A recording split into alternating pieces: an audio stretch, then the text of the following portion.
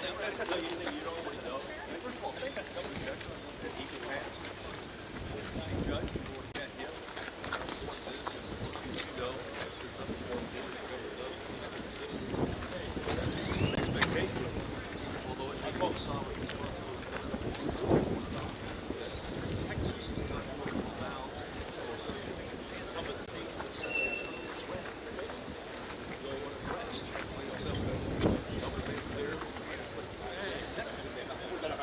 Nothing that's not been impacted in this county is safe. Clearly, public safety is going to be number one.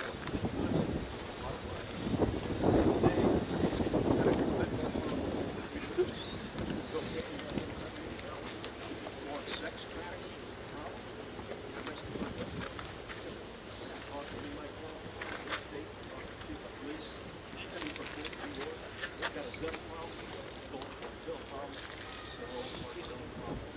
Mexican cartel results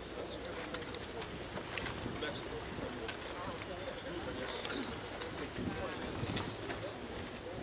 Command and controls and infrastructure here in Texas throughout the nation. Never a state-based game. Reaches all the way down to the area of brotherhood. So you've got a racist group, you've got working with an Asian group, working with the blood group, working with Anglo Blast, working with the Gulf Cartel. It's all about money. And you put race aside in their world, and they work cooperatively together.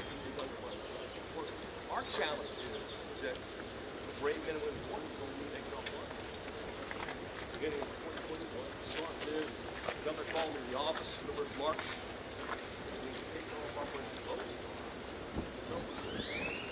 Last time we had a crisis like that was in 2014. January 2015, I met with Secretary Jay Johnson, great secretary of America. Stood and said, in the Western office, said this is not sustainable. And what's not sustainable back then is 500,000 in Texas. 2021, we had 1.3 billion. Largest historical ever. And of course, the following year, 1.4. It's down to 1.2 this year. Now, Texas second, primarily because when Title 42 went away, there was this discussion of Title 8. And that's my policy. That's basically a policy, not a policy-driven disaster. And we sort of incentivize communication.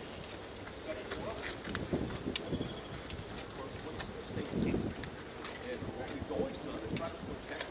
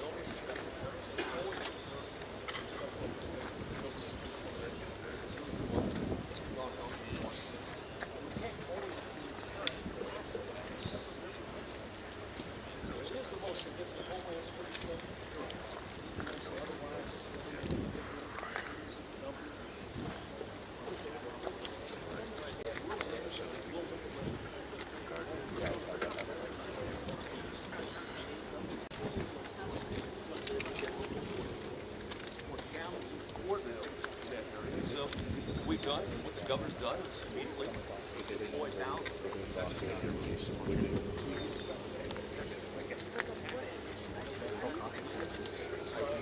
We never had brush teams before. Before I got to the Department of Public Safety, we never had an aid. We never got tactical wing units that move deep water but don't look shallow water. It's almost like we're game wars, you know, how we operate, how many boats they have. You can't secure the border with anything. Secure the attic. Texas now.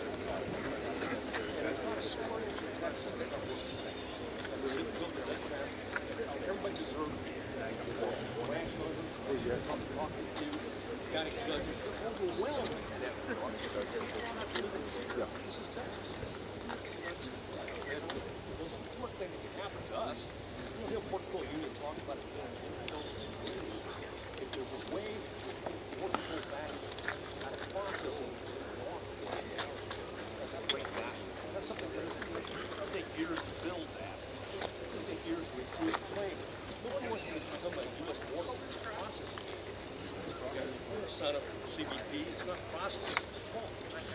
protection. Okay, that's what the mission is. Homeland security.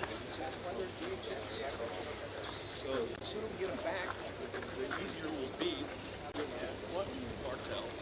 The more difficult, the more gotaways, the more people state standpoints, we count numbers, how many overdoses, and all these things, we count how many pounds of methamphetamine.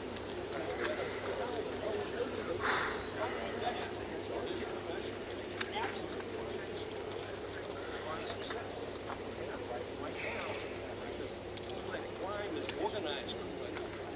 That's the smoke. Right now, there's land of people recruited within our own area of operation. Smuggler power. Moved out of there in the land.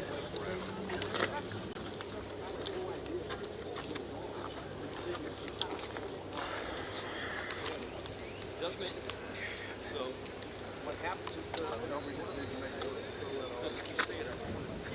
that's why Texas state legislature, government now is clear and proactive.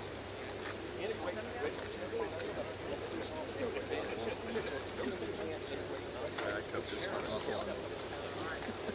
Do you think any sound over it? No. I think my eye confidence is just Quick, so a little bit about me. I retired after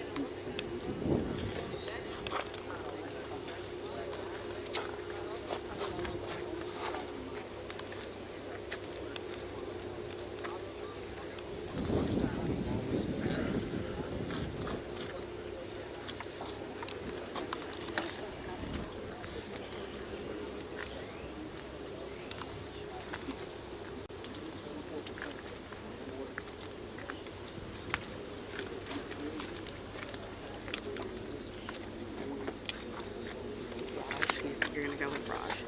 okay, perfect. When you want me? Once they start moving. Okay. Just like go to Raj. Okay. This is Helen. Nice to meet you.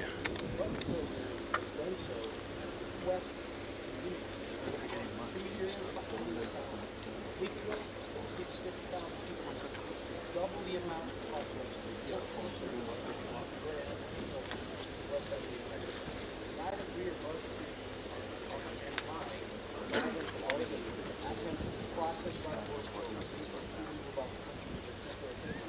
And we continue to destination that they're choosing, and it just so happens they're choosing to go to surprise, the city that say we are sanctuary city. And sanctuary city said back, well, why are they coming here? Well, because you asked them. And that poor people are going where they're going. One thing I would like you to understand is, prior to retiring, I said it was before we come before the judge.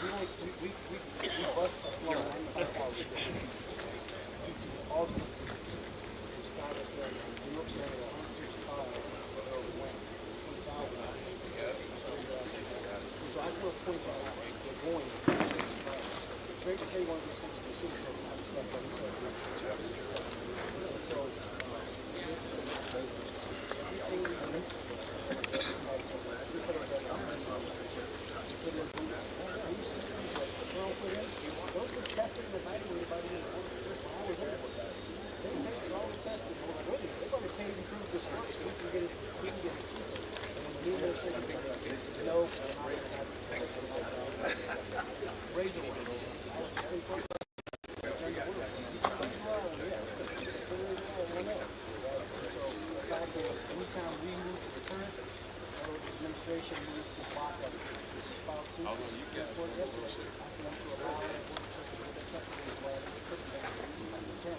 So we're going to continue.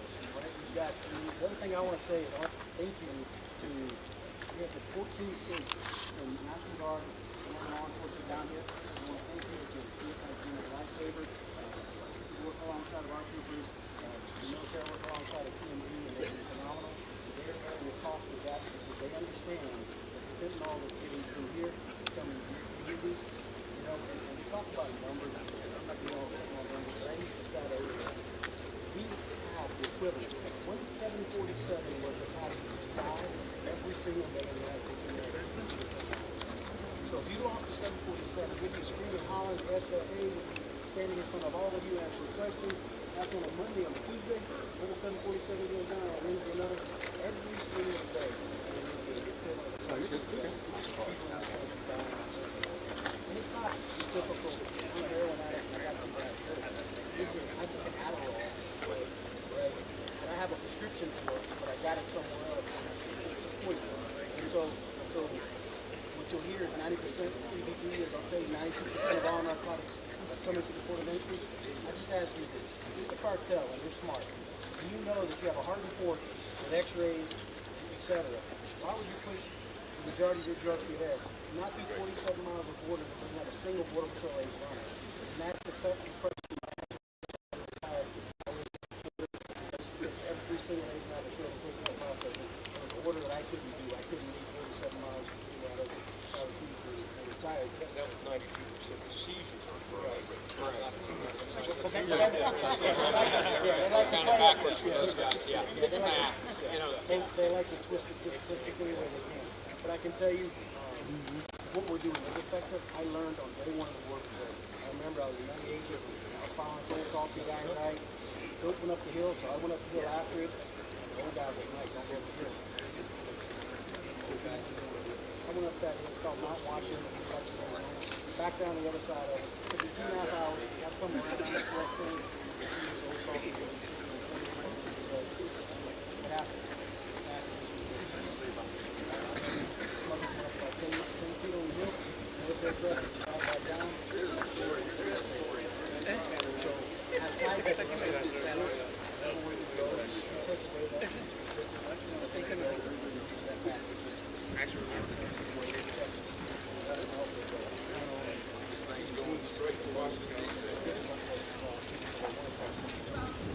Say you start looking at Arizona, the governor of Arizona came to office, she needed to move the other as far as putting Connex boxes and putting wire down the river.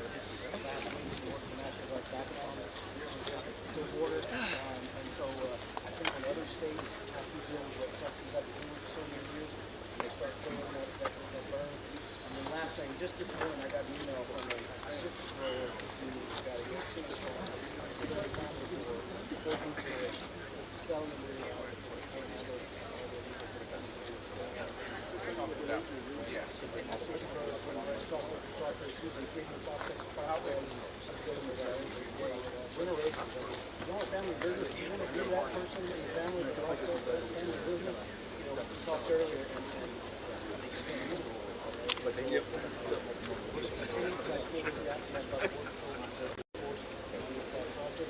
we'll tell you, you are going to get the sanitized version, but we'll have some federal government and another single law. We don't need a new law.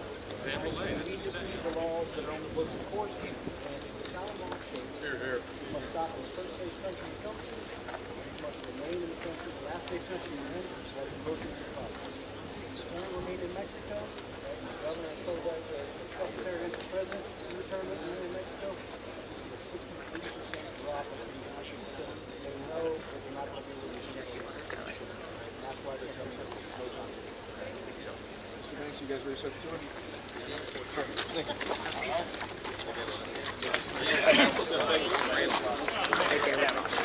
Okay, thank you.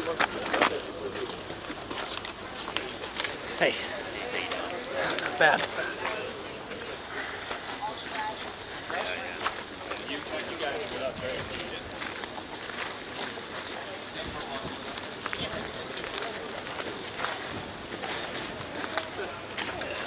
So we're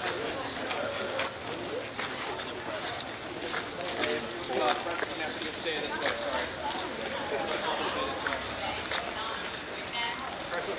stay this way. If we haven't had a conversation before, you have to move back this way and hold, please.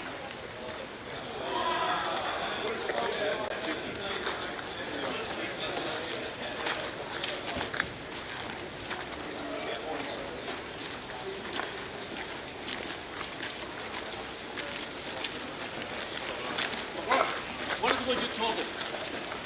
Pardon? What is what you told him? The truth. Which is the most significant threat we face today is an unsecured international border with Mexico. All right, guys. They're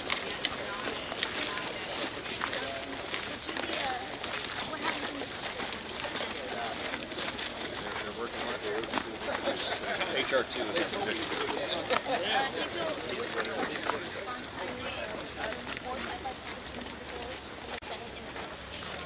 looks like HR2.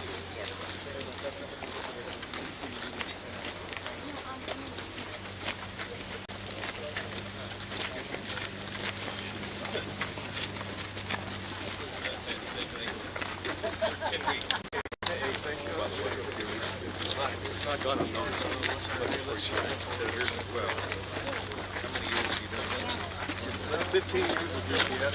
I started as a trooper in the 70s. Retired from the FBI. Got to come home. Go Bassett. Oh, yeah? I'm a little familiar with the border issues and the irony of irony. Some of the same organizations we worked with, drug trafficking organizations in the 90s that hooked up with the cartels and we kicked the Colombians out of the Caribbean. That's what really metastasized the problem with Mexico. You can go halfway up to the national. When they took over, including a lot of the around the cartel, that's where things changed. The world changed. Texas. Whatever we look at Medellin cartel, Escobar, too many Colombians, too many and that's where you saw it all goes back to some increase in business and that happened. Oh, wow. You know, so for the South, They take advantage of it, the migration. we don't want anybody to. Oh, I know. In fact, that's the last thing you want. It's probably invisible. Watch the wire, guys. Don't fall on it. And yeah, watch it behind you there. All it is to deter people. There's 29 ports of entry in Texas. All we're asking them is go to the ports of entry. The federal government wants to let you in. Do it that process as opposed to come between the ports of entry. Because this water you see behind, it looks calm, doesn't it? There are people that drown there all the time. Plain and simple. It looks that way, but water's very powerful. And the undertows will take them in. You try to take a toddler and an infant baby across, you know, it's just absolutely a high-risk situation. So, it wasn't long ago. We end up nowadays, certainly we're patrolling from a protection standpoint. We spend more time rescuing people and saving their lives, migrants that would have drowned otherwise, than anything else. I think they told us there's 1,200 in this sector alone last year. Yes, it's, 1,200 people we saved? They pulled out of the water. yeah. So it's unfortunately, that's the. And you can see the cargo containers that Mike Banks talked about. Anything that we can put in infrastructure. Crossing illegally right now. You want to head over there? Okay. Yeah, there you go, right behind you there. And you notice, hey, our border's a river. Our border's a river, and by the way, a river is more difficult to defend than serpentines. As you can see, there's peninsulas, and they can move into these particular areas in that regard. So, Venezuela. Okay. Here we are in Eagle Pass right now, and as you can see, we have some believers crossing right here as we speak. Absolutely.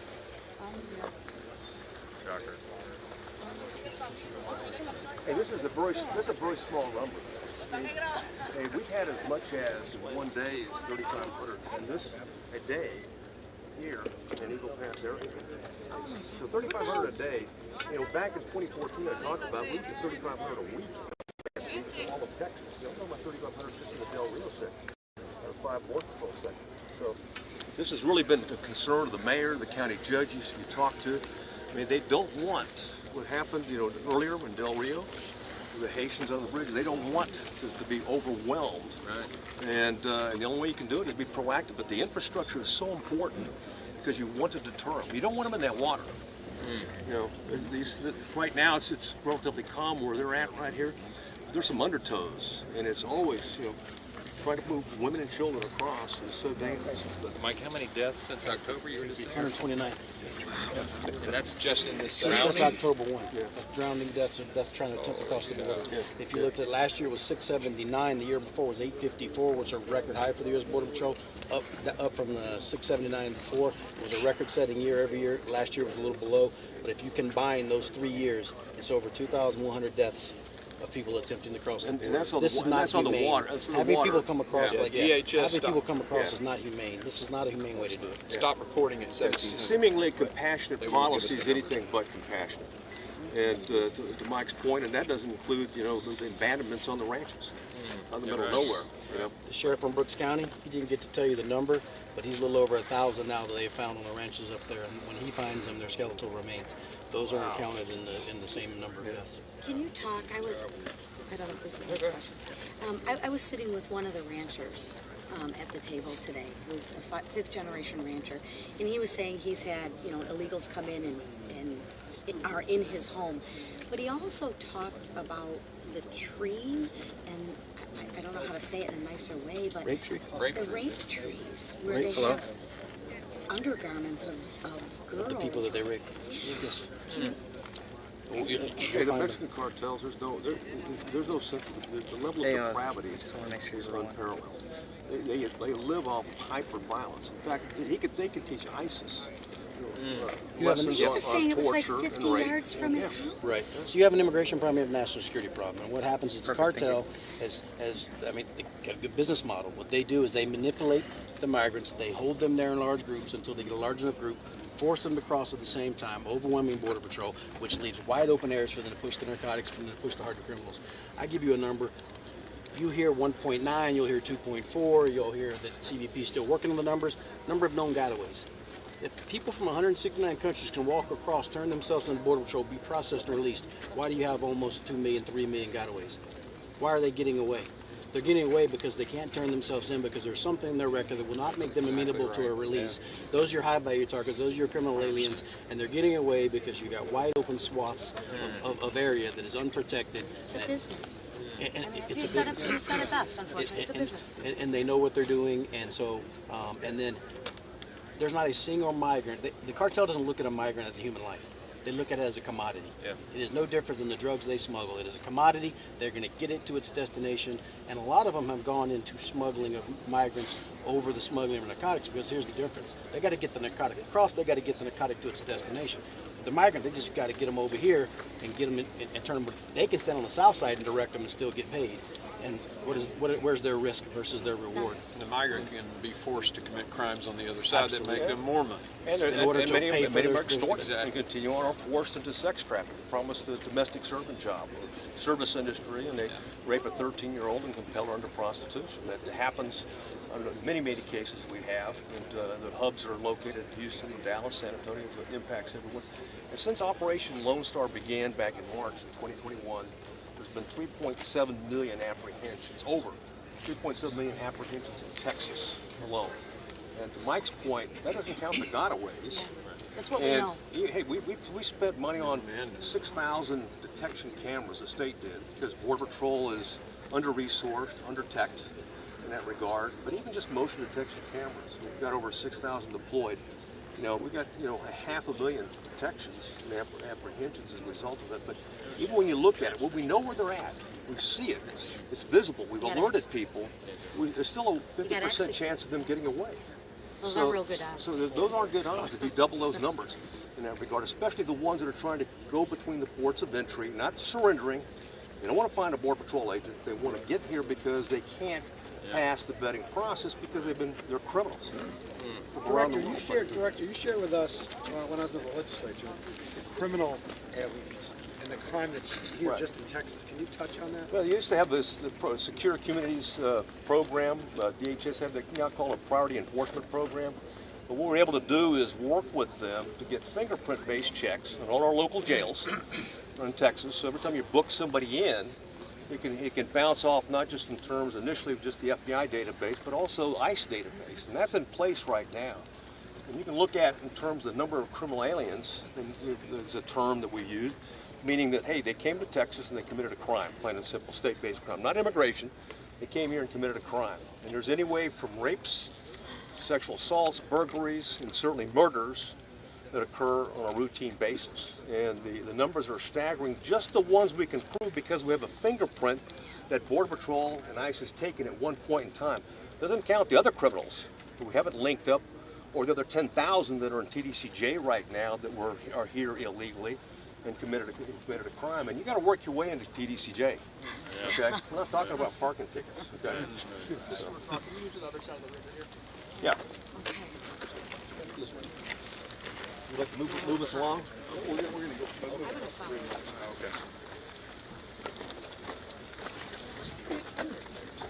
Okay. Okay.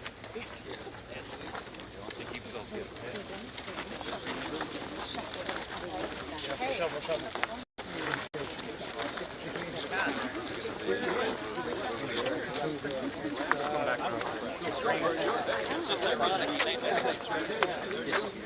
And he's like, you can look on it.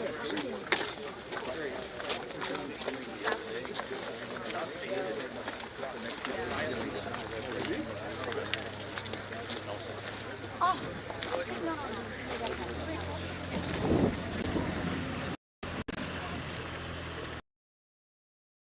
no. They'll log boat patrol. In some cases, we bring some tacticals. They got tactical teams in. Dudes that are rusty. As when you visit the ranchers, talking about those that got away, trying to get there. About patrolling those areas and working the land out there. Now, we've been blessed because we've got 15 aircraft dedicated to this mission. And Florida's added a couple to assist, but it's important to have that night vision capability out there to clear the night vision. There's helicopter. And also fixed wing. Fixed wing is helpful because you can stay on station much longer than a helicopter. You can't hear them. It looks like a mast. High altitude versions of the MX-15s, you can see miles off. Yeah. And that way we can see staging. Of course, it helps us to better detect them.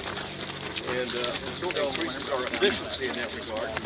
We spend probably most of the time our pilots support Border Patrol when they're back doing enforcement operations. Yeah. Because they have too little air support for the mission. We also use the National Guard. They've got the UH-72s, Right. the Eurocopters. They work very well, supporting us. Air assets are just more vital. Border Patrol lost their aerostats. Is that right? Yeah, those were helpful because you have a view of the river shed. You'd be able to see clearly, in terms of people staging, people from fixed locations. Of course, they used contractors to do it, so they didn't take Border Patrol agents offline. Right. But they've shut those down. So, not anymore, no. So we're using UAVs. We've got over 200 UAVs. Our Guard is up their game in UAVs as well. We're able to try to fill that gap. Despite you send that off right away then? Yeah. They'll do it. They'll try to. That's why you'll see some high-scale fencing, sometimes mixed in that regard. And sometimes we've got double layers, triple layers. Oh, they'll cut up when they see those things. They will. Yeah, there's been migrants. Unfortunately, the cartels, sometimes say, hey, once you get over here, you can't come back. You're going to stay there until somebody opens the gate and lets you in.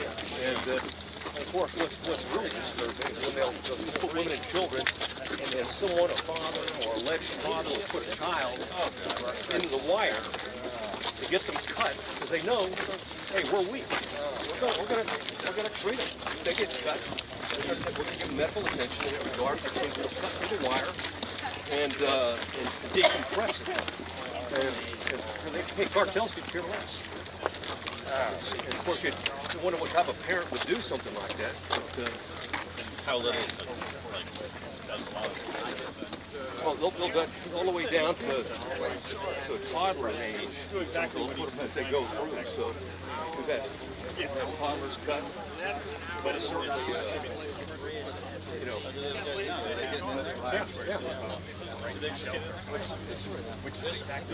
North of the middle of it. Well, so what you could do, well, what they'll do is they'll turn them over to board. We'll arrest them for criminal trespass because the city doesn't want them on their property. We've got an agreement with the city, so if they come in, before they go back to Border Patrol, we'll process criminal trespassing. They'll do their time in state violation for criminal trespass, and then we'll turn them back over to Border Patrol. What is the penalty for criminal trespassing? They're all making. Well, it could be up to 6. It could be months. Sometimes time served. We've had to open up our prison system. We've opened up a facility to be able to do this. Yeah, right. And you can see how they'll use clothing to stack it over there in that regard to be able to do it. Yeah. Yeah. And once they touch the banks, and if obviously from a state standpoint, the closer you can get the infrastructure to the water, the better off. Right. Even better if it's in the water, the buoys, then they're not touching U.S. soil at that point in time, and it also prevents it eliminates their opportunity to use the boats. The people don't realize while people are coming across, walking across, they're launching boats at other locations. They gotta be cut up. Yeah. So they'll be apprehended now, this group? They're launching boats at other locations. They gotta be cut up. Yeah. So they'll be apprehended now, this group? They'll be apprehended. And then what happens to them? well, it depends. If this is a location where we've got the city is authorized, we'll charge them with criminal trespass, and then we'll go through the state process. And then when they're done with the state system, we'll turn them back over to Border Patrol afterwards. And they'll be processed federally. They don't fear law enforcement, do they? They walk right to them. Hey, and by the way, I mean they do what the cartels tell them to do too. You'll see scouts along the other side of the banks, and they'll direct them. And they'll tell them when to go. And in many cases, especially when they've got large groups of women and children, they'll tell them, hey, you can't stay. You just stay there. They want them to stay there as long as they can. At some point, they'll let them in. And what's sometimes somebody's kids, the end of this, you know they're going to get lacerated. So what we do what the cartels know we do. That's true.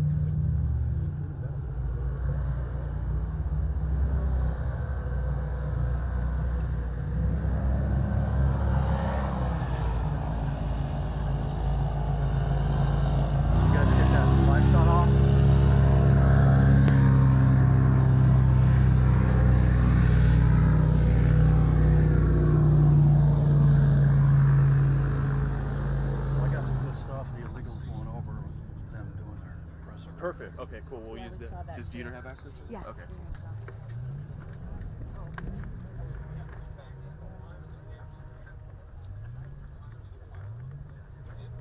Yeah, shots of the people in the water, and then pan from them down to the people in the water. I'll write into that. Did you hear them yelling like Ayuda or anything? Venezuela. Yeah, they were saying Venezuela. I heard Bill yelling. I was yelling IUD.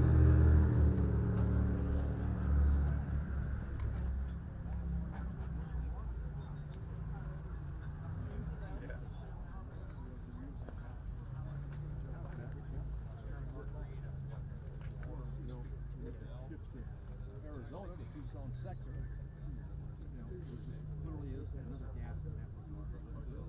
Obviously, from our standpoint, we're concerned about 5 police. We've got nearly 64% of the border, and yet only about 11% of our border is covered by infrastructure, federal infrastructure. And you can see what you pointed out closing that there. Yep. Exactly. Yeah. And the only one that benefits in this mass migration event has been the Mexican cartels. Yeah.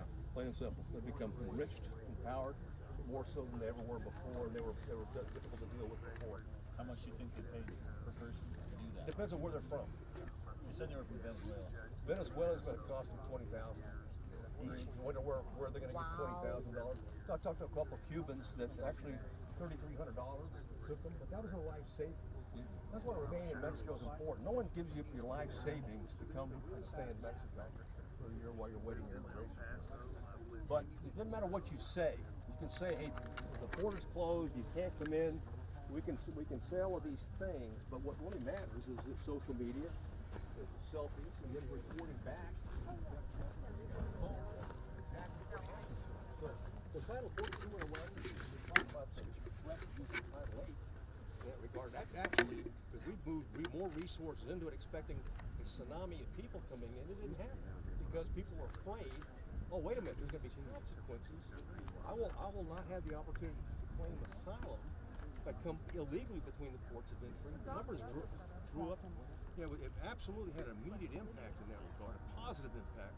But after a while, just because you said that was going to happen, when it doesn't happen, and they keep pushing people over, they keep calling back, and now you see what we have today. And today's a very light day, but you know, we're dealing with days that we're looking at from the Del Rio sector standpoint, when we're leading us and Tucson sectors going back and forth. We're getting 3,000, 3,200 a day. Like I said before, when we had a crisis before, we're getting 3,200, 3,500 a week. Okay, and that was the whole entire Texas border area. So the game has changed in terms of what threat looks like, and unfortunately, the proud men and women of Border Patrol that do such a great job can't do their job, and we have to find a way to work with our local partners, leverage the capabilities the legislature gives us, leverage the Texas National Guard in a way not administrative, but put them on the front line to be able to do that. Work in a unity of command, focus on operations, prioritize what the big threats are.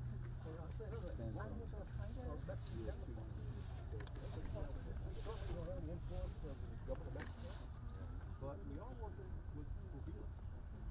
My counterpart over there has been very good about busing people south. They've got a couple of airplane loads going south. And word gets out that business is not open for business. That has an impact, and we see that. So we have to work with them. To the extent that we can work with them, the better off we are. There's no question we get Mexico on board. We've proven that before. And frankly, easy to secure the southern border of Mexico and the northern border. And we really appreciate the Senator of the National Guard, the National Guard's watching us up. They've really recognized professionalism of your force. So thank you. Well, thank you. But we got great men and women, and I can tell you that from around the country that come in, and the people that get on and protect or the National Guard members, you can select them. I'd love to visit with them in Rio. Okay, good.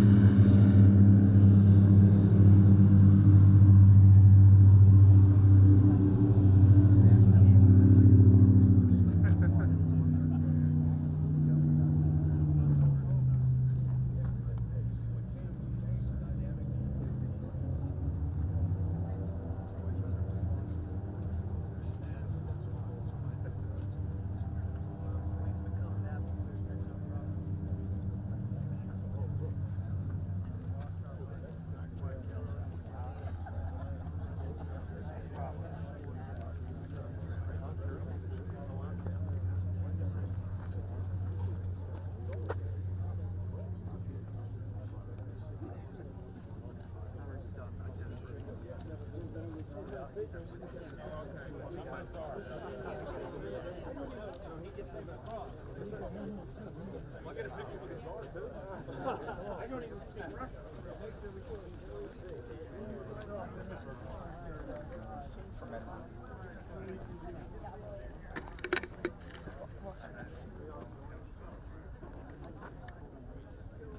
it's got to be done to get the media here and get the members here.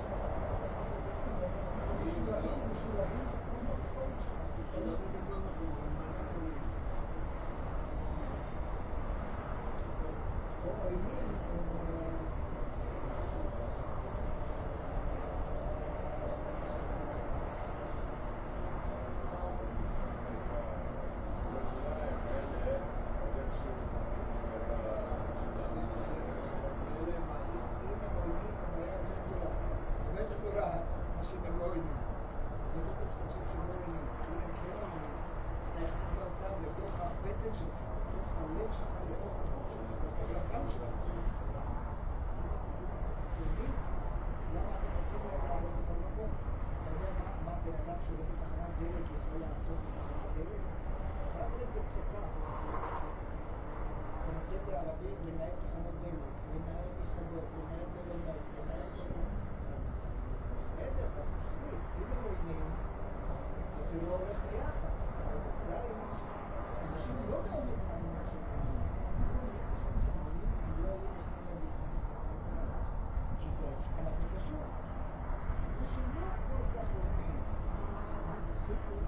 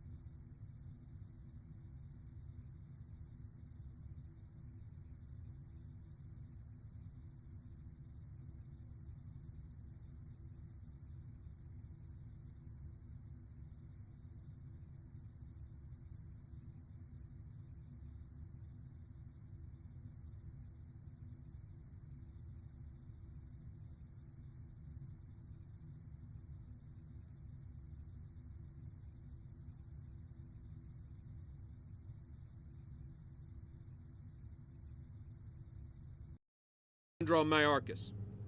Thanks again to the Speaker for putting this together, the members for coming. Every state and city in this country is a border state, but I want to say a special thank you and salute to Texas. You have borne the brunt of this, and we will not let you down. Accountability is coming, I promise. And I will be followed by the amazing chairman of the Judiciary Committee, Jim Jordan. Thanks, Mark. And I too want to thank the Speaker. I want to thank all the people in law enforcement that we got a chance to interact with today. Yeah, that's kind of what we all know how serious this problem is. So I would just say this. I think the country understands the magnitude of the problem, but I think there are three fundamental questions we got to ask. What's the cause? What is the true magnitude of this problem? And then what's the solution? We all know the cause. The Speaker said this. The cause is the policies of the Biden administration. And they frankly decided on day one, January 20th, 2021, when he took the oath of office, they decided that day, no more building the wall, no more remain in Mexico, and they were going to release people who came to the country. And that became the incentive for so many millions to come to our great country. The magnitude of the problem, you've all heard the numbers, but I just point to two. Last month, record month, 300,000 illegal migrants come into the country. The pace of the Biden administration in his term as president will reach 12 million when they're done. And I tell people that's the equivalent, that equals the population of the state I'm from, the great state of Ohio, 7th largest state. That's the pace we're on. That's how big this problem is. And then finally, what's the solution? The solution is to go back to the policies that worked. The solution is our legislation. Or the solution is simply, I think, one sentence. No money can be used to process or release into the country any new migrants. To just say suspend it now, which the president can do. But if he won't do it, we should put that one sentence in must-pass legislation. That to me is how it finally, I would just say this. I think in the end, it boils down to the will of Republicans in the United States Congress. Are we going to force that sentence, that solution, on a piece of legislation to get this done? That should be our charge. If we don't, then we're going to have to wait. Then we're going to have to wait for the presidential election and hope that President Trump is the new president where we can get back to the policies that work. It's that basic in my judgment. With that, I would yield to the gentleman, I think, from the home district here, Mr. Gonzales.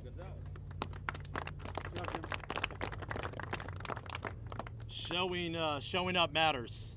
Whether you're a dog, whether you're a cat, whether you're a member of Congress, whether you're the media, showing up matters. And I want to thank the Speaker for making this happen. I want to thank the Speaker's team for being seasoned veterans and putting this all together. I want to thank my own team. This is our 21st border CODEL. And I want to thank our team for working together with the Speaker's office to put this together. I want to thank the members that have all, traveled to get here 2 days after the holidays. We could all be doing different things, but we are united in making sure House Republicans' top priority is securing this border. And that shows by us being here. And oh, by the way, 2 weeks ago, there were 12,000 people coming over illegally. Under that bridge, right down the street, there was thousands of people. In the Firefly facility that we visited earlier today, that has a max capacity of 1,000 people, there were 6,000 people. There were 4,000 people that were getting released. We were at the brink of massive catch and release. And when that happens, our communities get turned upside down. And it may start here in Eagle Pass, but then it quickly reaches San Antonio, and then it quickly reaches all over the country. Well, guess what? Today, that stopped. Now, it may have to do with the fact that the Speaker and 60-plus members showed up, but it stopped. And the biggest part is 1,400 Border Patrol agents today are not processing migrants that have come into our country illegally. They are out into the field doing their damn job. And that's what I'd argue we are fighting for the hardest. We want Border Patrol agents to get back to doing their job. How do we fix this? We end catch and release. How do we fix this? We deport people that are here illegally by the thousands, not by the dozens. And then if you stop talking for 1 second and you just listen, like we did today, if you hear from the ranchers, if you hear from the sheriffs, if you hear from the judges, the mayors, the people that live here every day, they will tell you the same thing. And the nexus is this. You want to get the root of the issue? The root of the issue is the cartels. The cartels turn it on and they turn it off. And today is a prime example of that. So I have pushed. It is long time for us to label cartels as terrorist organizations.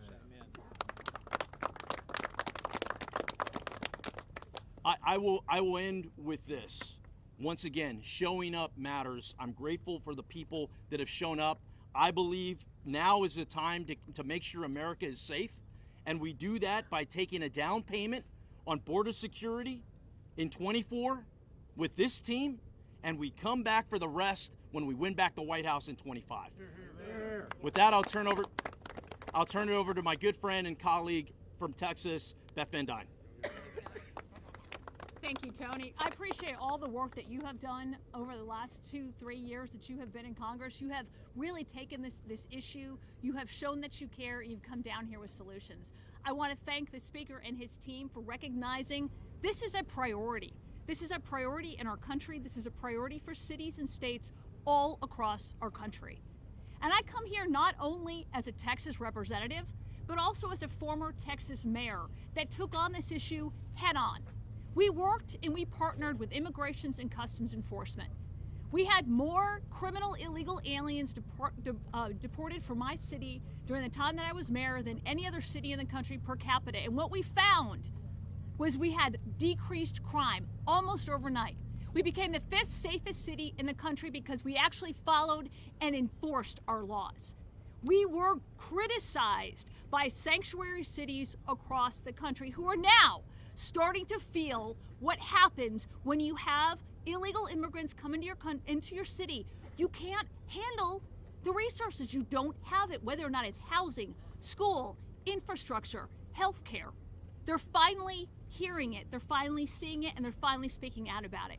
We had an opportunity today to talk to several local elected officials, to several sheriffs. What they told us is we are not dealing with an immigration problem. We are dealing with a sex trade problem. We are dealing with a cartel issue. This is where your focus needs to be. When you have women who are brought into this country, who are being treated as slaves, who are still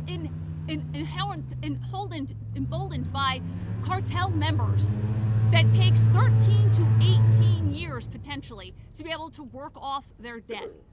That is what we are seeing under a Biden administration. You have had 100,000 children come into this country, and they've lost. We have absolutely no idea where they are.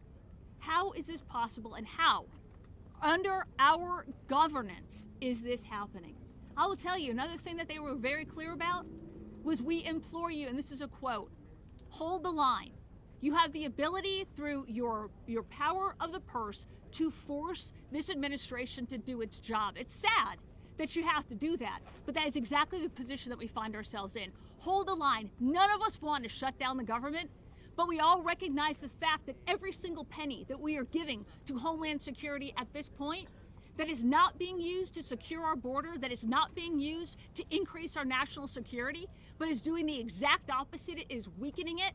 It is forcing more and more people quickly, more efficiently into our country illegally, is hurting our national security, hurting our best interest, and killing our economy and local governments. When you've had over 100,000 people that have been killed as a result of fentanyl, more than any other terrorist attack on our country, this is a time to take steps. This is a time to hold the line. And we in Congress, we have a bill, H.R. 2, and I could not agree any more strongly with Representative Gonzales that we do have to target the cartels. But we have a job to do. The American people are absolutely sick of the policies that they've seen under the Biden administration, and we will hold the line and we will fight to make sure H.R. 2 is passed, as well as other border security measures that will support our Customs and Border Patrol and help secure our nation. Thank you. And with that, I want to introduce Juan Ciscobani, great state of Arizona. Thank you. Thank you all for being here. I wanted to thank the Speaker for his leadership on this issue. I wanted to thank my colleagues for coming to the southern border and seeing for themselves what we've been talking about for so long. And of course, thank my good friend Tony Gonzales for hosting us here in this district as he continues this fight against the border crisis that we're seeing. I'm an immigrant. Came to this country when I was 11 years old. Became a U.S. citizen in 2006 as an adult in my 20s. Then I was elected to the United States Congress 16 years later. No country in the world would give you that opportunity. No country in the world, only America would ever give you that opportunity. So I believe in the opportunities this country has. I believe in the generosity of our nation. I believe in the American dream that I'm living.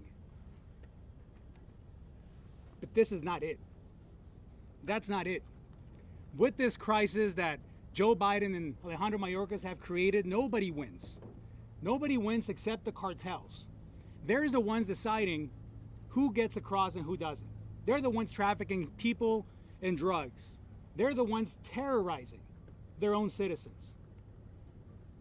They're the ones that have no regard for human life. The men and women that we met with today, fighting on the front lines for our safety, are doing so with very little to no support from this administration. Trying to enforce policies that are at best outdated, at worst designed to fail because they're not working and the right ones are not being enforced.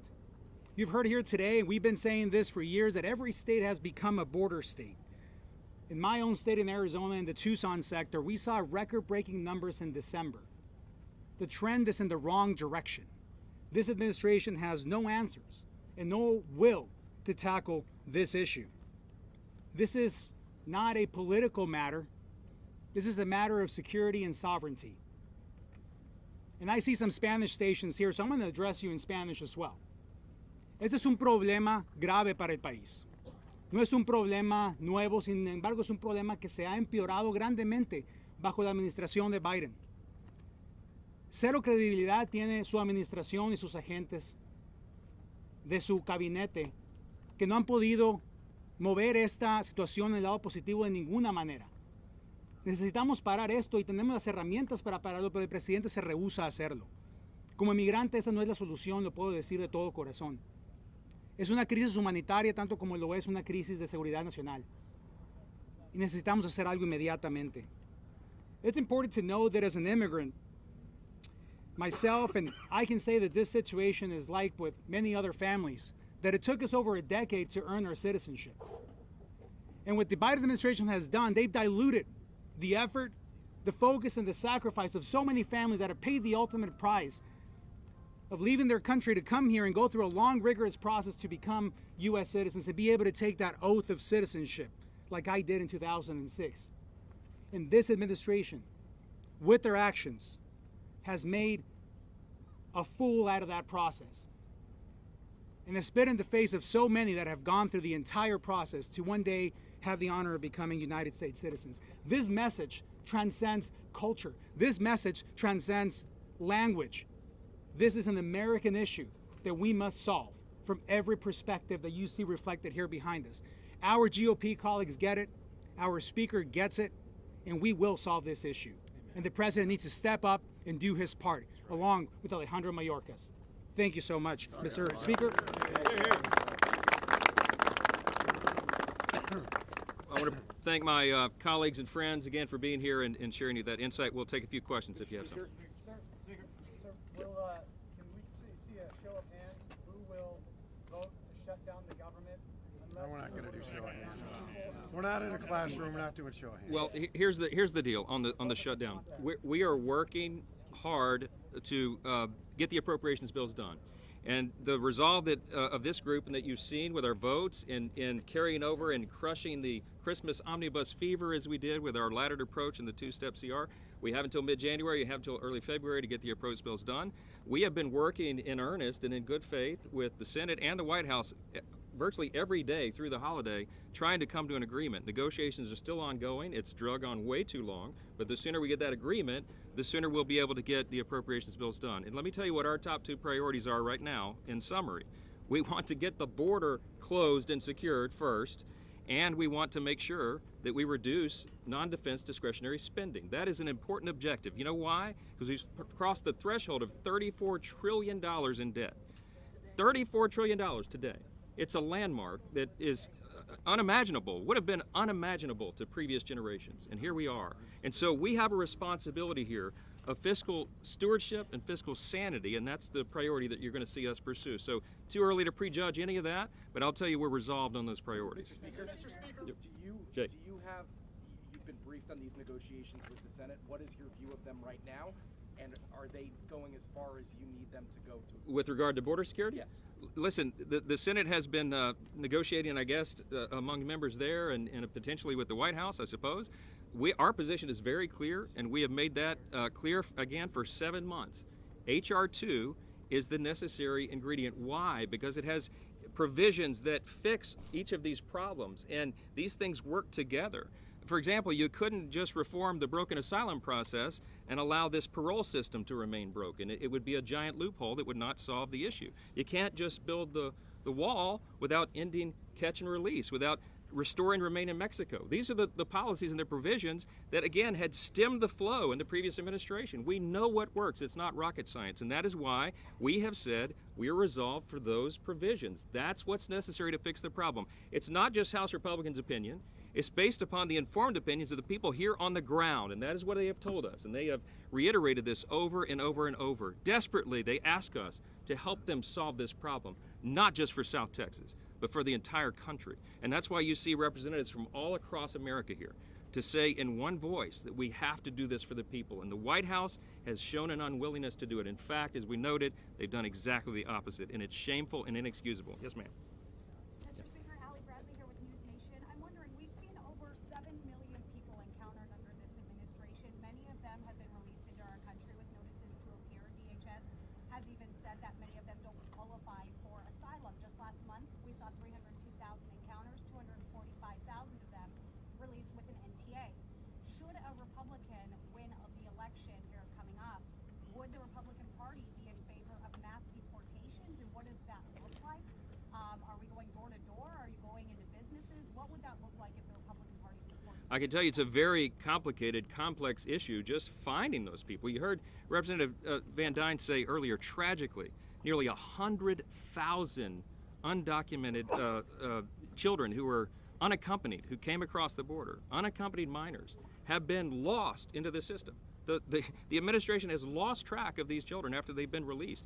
These people are given a notice to return for an immigration hearing. Sometimes it's 4 years into the future. They don't show up. A very tiny percentage show up. So the first problem would be even identifying all these people. The point is, the longer we wait, the longer we delay the closure and securing of this border, the greater the crisis and the problem. We don't have a specific prescription yet that we're proposing because we haven't gotten to that point. But I do believe, in large measure because of this issue, I do think that we're going to have a change in the White House. I think we're going to have a Republican president. I think we're going to win the Senate, and we're going to expand the majority in the House as well. Do you think it should be within states' rights to enforce federal immigration law like the law Texas just passed due to the state of the crisis, despite the ruling previously in Arizona versus USA? Absolutely. Listen, we have applauded Governor Abbott and all the brave law enforcement officers here on the border in Texas.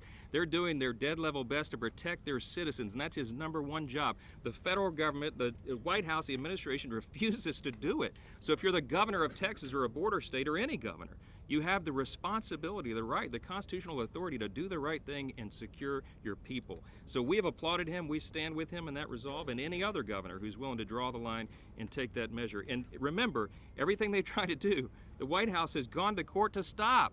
Everything they're trying to do to protect Texans, the White House is going to take them to court and have it undone. It's madness is the only word that we can think of to describe this. And we hope treason, I don't know, it comes to an end soon, and we're here to make sure that happens. Thank you all for being here. God bless you. Yeah.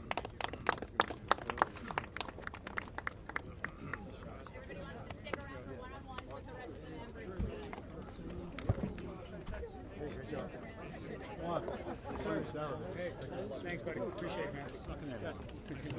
Thanks, brother. Appreciate you. Appreciate you.